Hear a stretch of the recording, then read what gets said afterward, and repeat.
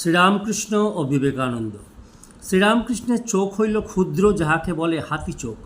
মুখে বিশেষ ওজস্বী ভাব নাই। বাহু সঞ্চালন অতি ধীর ও করুণাব্যঞ্জক। সাধারণ অবস্থায় কণ্ঠস্বর মৃদু, এক প্রকার কাতর স্বর বলা যাইতে পারে। দেখিলে বোধ হয় যেন জগতের সম্পর্ক হইতে বিশ্লিষ্ট হইয়া স্বতন্ত্র থাকিবার, নিরিবিলি ও একাকী থাকিবার তাহার ইচ্ছা। জগৎ যেন তাহাকে স্পর্শ করিতে না পারে। বিবেকানন্দের চোখ হইল বিস্ফারিত, দৃষ্টি তীক্ষ্ণ, মুখ সুডৌল পুরুষ্ট, মুখে আজ্ঞাপ্রদ ভাব, বাধাবিঘ্ন তুচ্ছকারী ভাব, যেন জগৎকে গ্রাহ্যই করিতেছে না।